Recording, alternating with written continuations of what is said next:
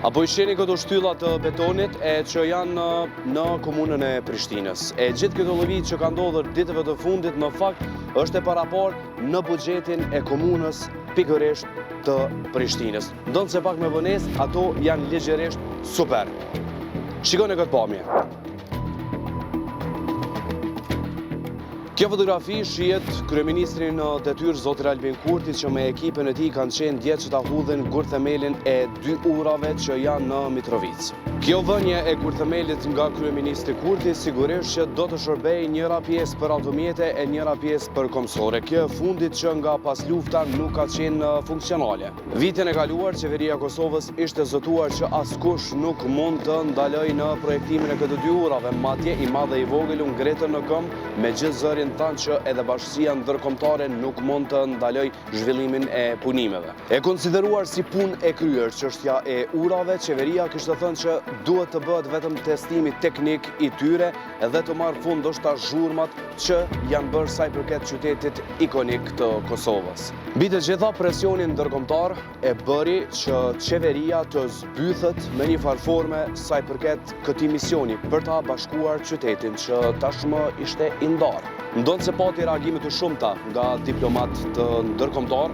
Albin Kurti me një farforme këtë lloj dështimi e nisi dje, pikërisht me vënien e gurthemelit të këtyre 2 urave elektorale. Ndërkohë, ambasadori gjerman në Kosovë Jon Rode nuk është që e përkrahi një nisëm të tillë, edhe pas një dështimi të rifilloj edhe një herë tjetër. Ai dha një kohje tjetër duke bërë thirrje që përmes kritikave të tij qeveria të bëjë më shumë në sigurimin universal shëndetësor, e që kjo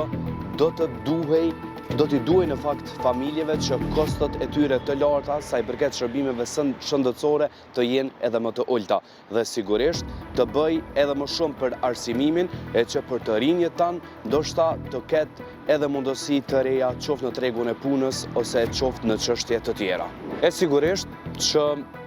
i pari vendit në këtë rast kryeministri në detyrë Albin Kurti nuk e la pa ja u kthyer edhe një përgjigje. Ai tha që janë duke shkuar me përpikmëri sa i përket ligjit me gjitha këto projekte dhe se janë duke punuar për të mirën e qytetarëve. Duke cituar që ata të cilët kanë të paqartë, duke përfshirë këtu edhe diplomatët ndërkombëtar në këtë rast dhe ambasadorin gjerman në Kosovë Jon Rode, ata thanë që kush do që ka paqartësi, mund që të na telefonojnë dhe ne jo tregojmë të gjitha në detaje se çfarë saktësisht janë duke bërë. Edhe ish ambasadori amerikan në Kosovë Jeff Hovenir kishte deklaruar që në atë kohë po të hapej ura dhe